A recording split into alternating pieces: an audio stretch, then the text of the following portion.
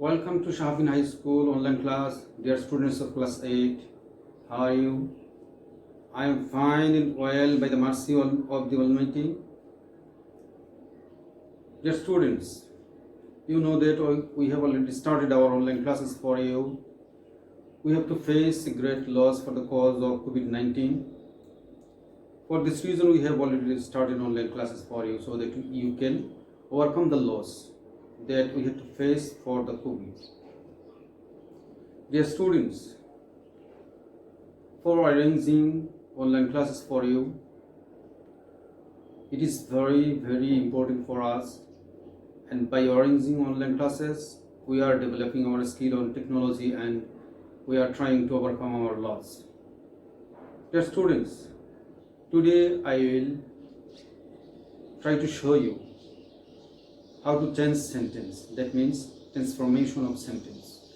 We will learn how to change sentence from one sentence to another sentence according to the directions. On the board you can see that I have written, you can see that transformation of sentence, and we will learn how to change sentence from affirmative to negative. That means not changing the meaning is the form of the sentence. আমি বলছি বাক্যের সেন্টেন্সের অর্থগত পরিবর্তন না করে এক sentence থেকে আরেক সেন্টেন্সে রূপান্তর করা, এটাই হা বাচক থেকে না বাচকে রূপান্তর করা। অ্যাফার্মেটিভ হা বাচক, নেগেটিভ না বাচক, হা বাচক থেকে না বাচকে রূপান্তর করা। তোমরা দেখতে পাচ্ছ এক পাশে লেখা রয়েছে অ্যাফার্মেটিভ, আরেক পাশে লেখা রয়েছে নেগেটিভ। তোমরা দেখতে পাচ্ছ আমি এখানে দিয়েছি অ্যাফার্মেটিভ সেন্টেন্সে যদি সাবজেক্টের পরে অক্সিলারি ভার্ব থাকে তাহলে তোমাকে কি করতে হবে, অক্সিলারি ভার্বের পরে নট, এর পরে সেন্টেন্সে একটা অ্যাডজেক্টিভ থাকবে, অ্যাডজেক্টিভের অ্যান্টোনিমটা হবে বিপরীত শব্দ হবে, আর বাকি যে শব্দগুলো যে জায়গায় রয়েছে কোনো পরিবর্তন হবে না। তারপরে আরেকটা বিষয় লক্ষ্য করো, সাবজেক্টের পরে যদি মেইন ভার্ব থাকে তাহলে এর নিচে তোমরা লক্ষ্য করে দেখো, যদি মেইন ভার্ব থাকে তাহলে ডোন্ট, ডাজেন্ট অথবা ডিডেন্ট, এরপরে মেইন ভার্বের প্রেজেন্ট ফর্ম মানে বেস ফর্ম, তারপরে যে অ্যাডজেক্টিভ থাকবে এইটার বিপরীত শব্দ হবে। তোমরা একটা জিনিস লক্ষ্য করো, ডুন ডাজেন্ট কোন সময় হয়, এটা আমি পরিষ্কার করে দিচ্ছি। ডুন ডাজেন্ট হয় যখন সাবজেক্টের পরে মেইন ভার্বের প্রেজেন্ট ফর্ম থাকে, ওকে। আর ডিডেন্ট হবে সাবজেক্টের পরে যদি মেইন ভার্বের পাস্ট ফর্ম থাকে। তাহলে লক্ষ্য করো আমরা বুঝে গেছি। এখন উদাহরণটা লক্ষ্য করি, এখানে আমি অ্যাফার্মেটিভ সেন্টেন্স লিখেছি, তোমরা দেখো Asif is a good student. এখানে সাবজেক্টের পরে রয়েছে ইজ, রয়েছে অক্সিলারি ভার্ব, আমি অক্সিলারি ভার্বের উদাহরণটাই দিয়েছি। এটাকে নেগেটিভ করতে হলে আমাদেরকে কি করতে হবে, এই যে একটা জিনিস লক্ষ্য করো, এই যে আমি বলছিলাম না সাবজেক্টের পরে অক্সিলারি ভার্ব, এই যে ইজ একটা অক্সিলারি ভার্ব, এখানে নেগেটিভের অংশে আমরা লক্ষ্য করি এই অ্যাফার্মেটিভ সেন্টেন্সকে কিভাবে নেগেটিভ করা হয়েছে একটু সহজে দেখে নাও। আসিফ এখানে ছিল সাবজেক্ট, এরপরে অক্সিলারি ভার্ব, এরপরে আমরা কি দিয়েছি, নট দিয়েছি, তারপরে এই গুড কি বলেছিলাম আমি, অক্সিলারি ভার্বের পরে যে অক্সিলারি ভার্ব থাকে এখানে অক্সিলারি ভার্ব, তারপরে নট আমি নট দিয়েছি, তারপরে অ্যাডজেক্টিভ, এই গুড একটা অ্যাডজেক্টিভ, খেয়াল করো গুড একটা অ্যাডজেক্টিভ, এই অ্যাডজেক্টিভ গুডের বিপরীত আমি বলছিলাম অ্যান্টোনিম, এখানে লেখা আছে খেয়াল করে দেখো, এই অ্যান্টোনিম গুডের অ্যান্টোনিম বিপরীত শব্দ হলো কি, ব্যাড। গুডের অ্যান্টোনিম ব্যাড হয়ে গেল। তাইলে এই যে Asif is a good student, Asif একজন ভালো ছাত্র, এটাকে নেগেটিভ করা হয়েছে Asif is not a bad student. Auxiliary verb is আছে, এরপরে নট, তারপরে যে অ্যাডজেক্টিভ থাকবে এটার বিপরীত, ওকে হয়ে গেল। তারপরে তোমরা আরেকটি রুল দেখতে পাচ্ছ, ইউজ অফ অলওয়েজ। অ্যাফার্মেটিভ সেন্টেন্সে যদি অলওয়েজ থাকে তাহলে এটাকে নেগেটিভ করতে হলে আমাদের কি করতে হবে? তেমন কোনো পরিবর্তন নেই, শুধু অলওয়েজের স্থানে নেভার হবে ইনস্টিড অফ অলওয়েজ, মানে অলওয়েজের পরিবর্তে নেভার হবে।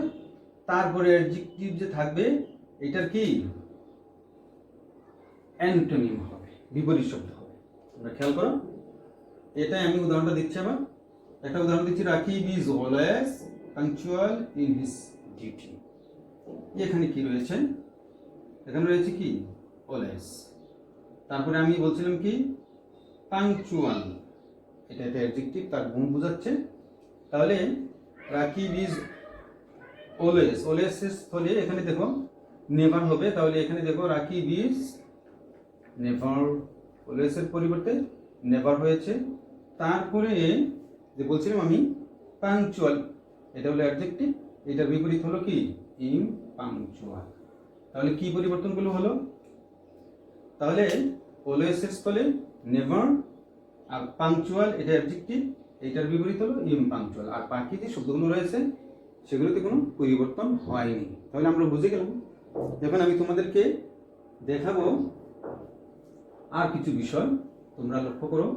আমি এটা ক্লিন করে দিচ্ছি তোমাদের জন্য।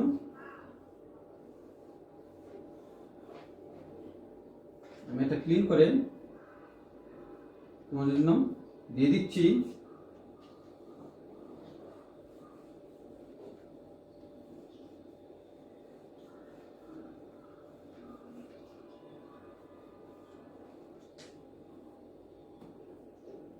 এখন তোমরা লক্ষ্য করো,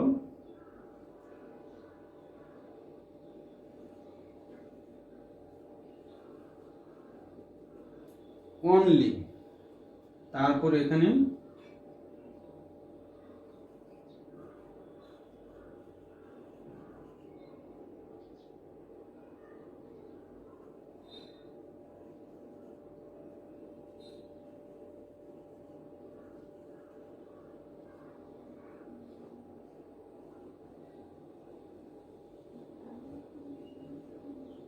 ওকে, যদি অ্যাফার্মেটিভ সেন্টেন্সে ওনলি থাকে তাহলে, আর ওনলি থাকে, ওনলির পরে যদি কোনো পার্সন থাকে, ব্যক্তি মানে man and women and creator যদি থাকে, তাহলে এই ওনলি যুক্ত অ্যাফার্মেটিভ সেন্টেন্সকে নেগেটিভ করতে হলে তেমন কোনো পরিবর্তন নেই। তোমরা একটু লক্ষ্য করো, আমি এখানে লিখে দিচ্ছি ইন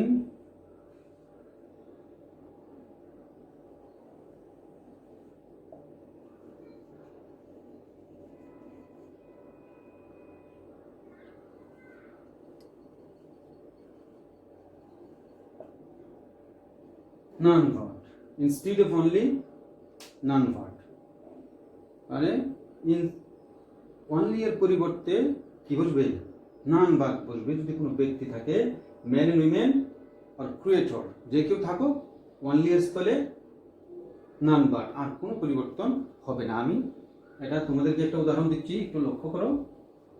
উদাহরণটা দেখলেই তোমাদের পরিষ্কার হয়ে যাবে আশা করি।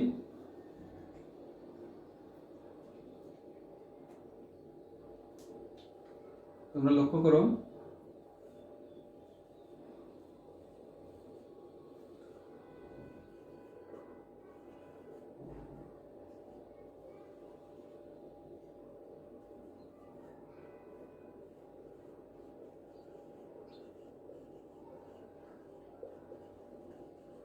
এখানে কি রয়েছে?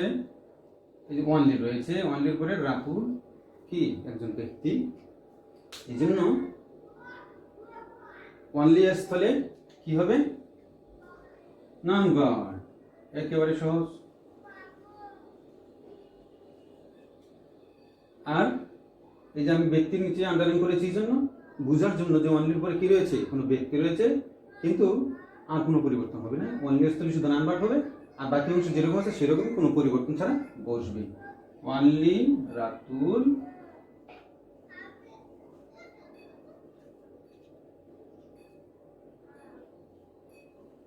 can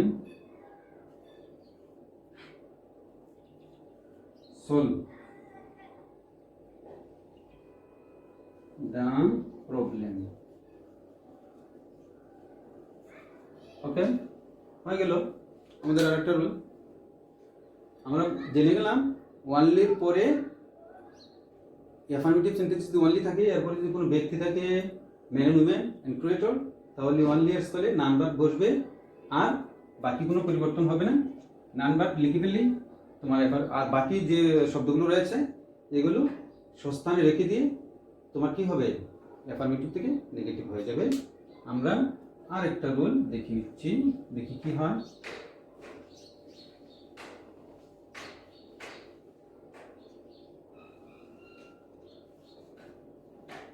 আমি তোমাদের জন্য পরিষ্কার করে নিচ্ছি সুবিধার জন্য, যাতে আমি লিখে নিচ্ছি।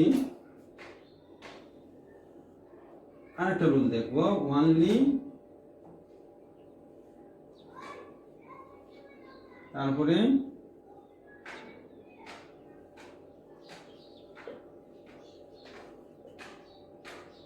অবজেক্ট।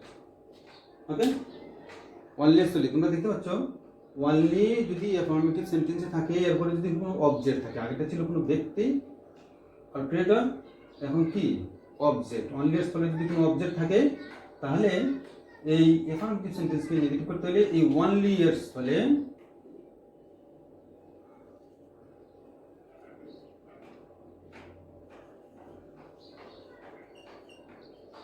এখানে কিটা ছিল না, instead of only, instead of only কি বসবে, নাথিং বাট।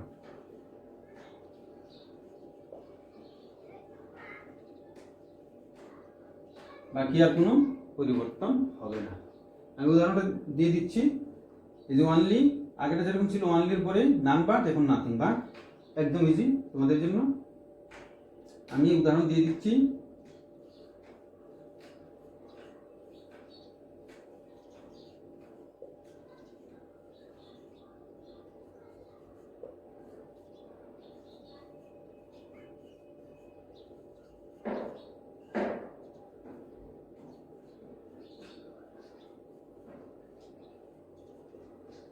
ওয়ানলি, তোমরা দেখতে পাচ্ছ ওয়ানলি, ওয়ানলির পরে কি দিস পেন একটা বস্তু, ঠিক আছে।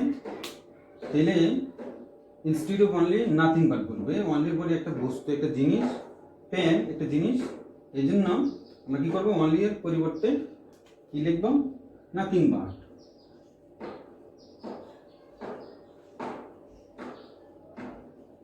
আর কোনো পরিবর্তন হবে না। সাবজেক্ট, তারপরে এরপরে যে এক্সটেনশন রয়েছে এগুলো জায়গায় থাকবে।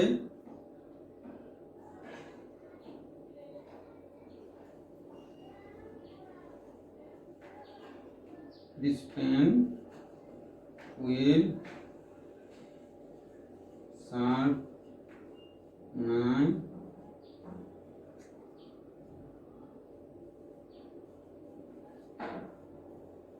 হয়ে গেল আরেকটা রুল। নাথিং বাট ওয়ানলির পরিবর্তে হয়েছে কি, আমি আন্ডারলাইন করে দিচ্ছি যাতে তোমরা সহজে বুঝে নিতে পারো। এই ওয়ানলি এর পরিবর্তে নাথিং বাট, আর দিস পেন, এটা নিচে আন্ডারলাইন করার কারণ হলো ওয়ানলি আমি বলেছিলাম কি উপরে শর্ত রয়েছে ওয়ানলির পরে কোনো অবজেক্ট থাকে, ঠিক আছে। পেন তো একটা অবজেক্ট, এই জন্য ওয়ানলির পরিবর্তে নাথিং বাট বসেছে, আর বাকিগুলো পরিবর্তন হয়নি। আমি তোমাদেরকে আরো দেখিয়ে দিচ্ছি। ওয়ানলির পরে ওয়ানলির আরেকটা রুল রয়েছে তোমাদের জন্য।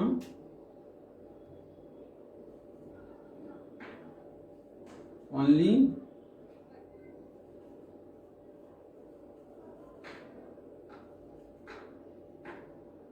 আমি এটা বাংলা লিখছি না,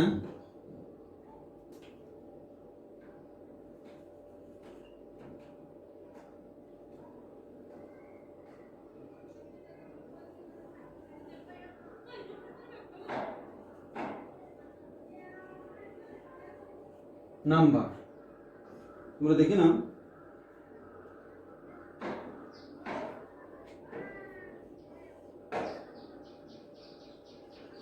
নাম্বার থাকবে ওয়ানলি, এর পরে কারো এইজ থাকবে অথবা নাম্বার থাকবে, মানে বয়স উল্লেখ করা থাকবে, তাহলে ইনস্টিড অফ অনলি কি বসবে,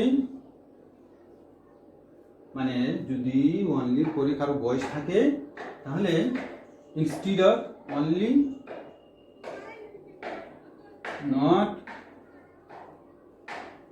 মোর দেন, আর বাকি কোনো পরিবর্তন হবে না। ওকে, তোমরা দেখতে পাচ্ছ only, instead of only you have to write not more than, and there is no changing in this sentence. Okay, তাহলে আমরা দেখি কি কি হয়।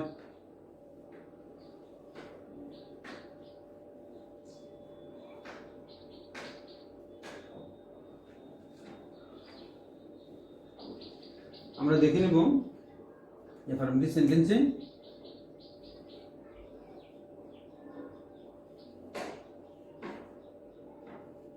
topic is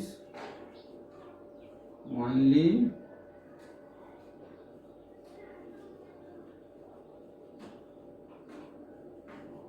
all, এখন আমরা দেখতে পাচ্ছি কি only, এরপরে কি 5 years old, এটা বয়স উল্লেখ রয়েছে, তাহলে instead of only we have to write not more than, and there is no changing in other words of the sentence, অন্য শব্দ পরিবর্তন হবে না। আমরা লিখে নিচ্ছি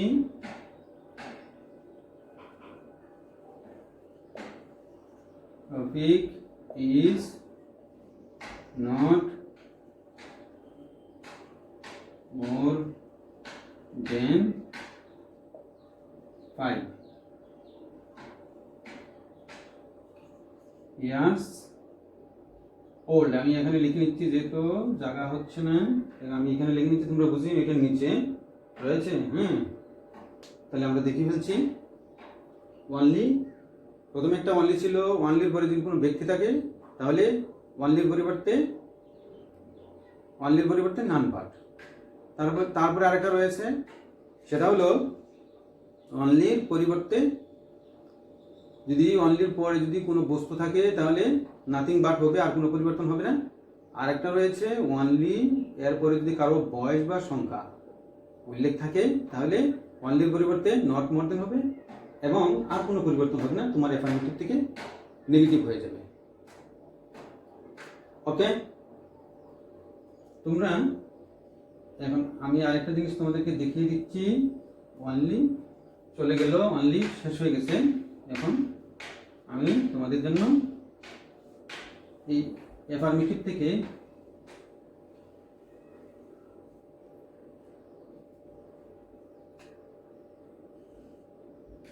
নেগেটিভ আমি তোমাদেরকে দেখিয়ে দিচ্ছি একদম সহজ উপায়ে, তোমরা যাতে শিখে নিতে পারো।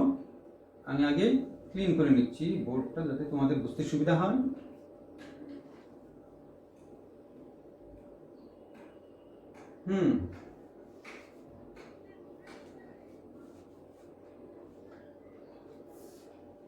যাতে তোমাদের বুঝতে সুবিধা হয় আমি বোর্ডটা ক্লিন করে ফেললাম, এবং আমরা ইজিলি বুঝতে পারবো।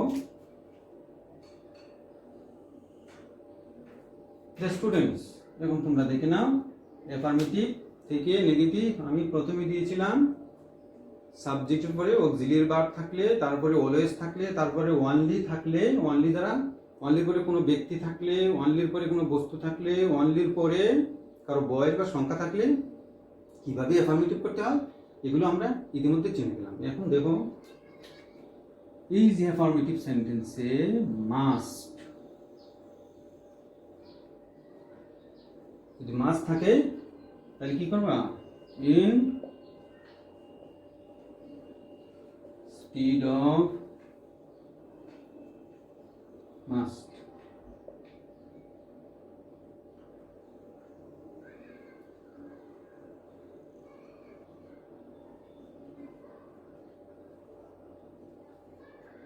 okay, instead of must cannot, you have to write cannot but, okay, instead of must you have to write cannot but। তাহলে আমরা উদাহরণটা দেখে নিই, উদাহরণ দেখলে আমরা বুঝতে পারবো কিভাবে অ্যাফার্মেটিভ থেকে নেগেটিভ হচ্ছে। আমরা রুল দেখলাম, এখন আমরা উদাহরণটা দেখে নিই। ডিয়ার স্টুডেন্টস, লক্ষ্য করো,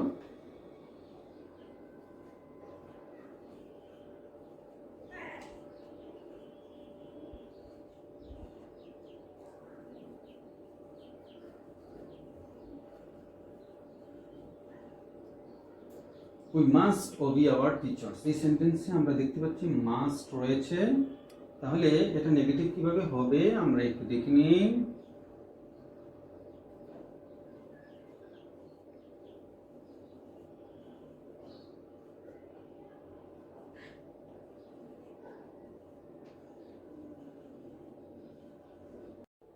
স্টুডেন্টস, আমি এখানে লিখেছি, এখানে রুল রয়েছে মাস্ট। মাস্ট থাকলে মাস্টের পরিবর্তে ক্যান নট বাট হবে। তোমরা উদাহরণটা তো লক্ষ্য করতে পারছো, we must Obi our teachers. এই মাস্টের পরিবর্তে আমি কি লিখেছি, ক্যান নট বাট। ঠিক আছে, আর কোনো পরিবর্তন হয়নি। আমি তোমাদেরকে আরেকটা রুল দেওয়ার চেষ্টা করছি।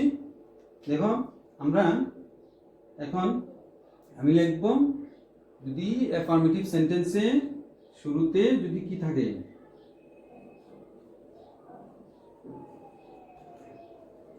এভরি। ওকে, তাহলে আমি কি লিখব, ইন স্টিড অফ এভরি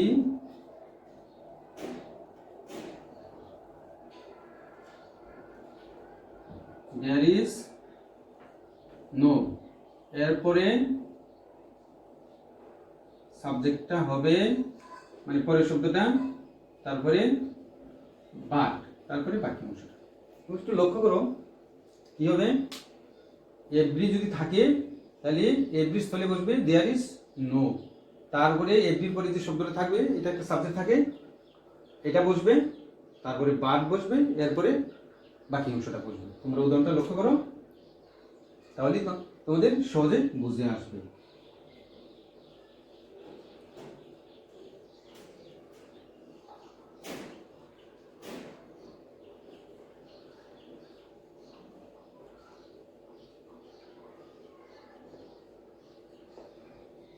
আমি এভরি লিখে ফেলছি, দেখো এভরি রয়েছে, তাহলে এভরির পরিবর্তে আমি লিখছি, দেখো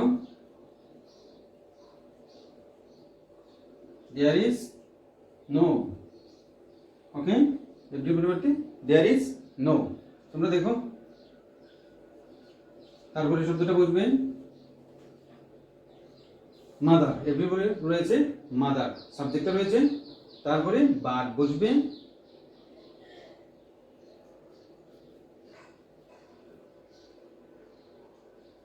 এরপরে আর কোনো পরিবর্তন হবে না। ওকে ডিয়ার স্টুডেন্টস, আমি আশা করছি আজকে যে বিষয়গুলো আমরা শিখলাম, আশা করি এগুলো আমরা বারবার এই ভিডিওটা দেখব, এবং তোমাদের যদি কোনো প্রশ্ন থাকে তাহলে আমরা কি করব, তোমরা এই প্রশ্নগুলো আমাকে করো, আমি এগুলো সমাধান করার চেষ্টা করব। আশা করি আজকের এই ক্লাসের মাধ্যমে তোমরা খুবই উপকৃত হয়েছো। তুমি ভালো থেকো, সুস্থ থেকো, তোমাদেরকে অসংখ্য ধন্যবাদ। ওকে, আল্লাহ হাফেজ।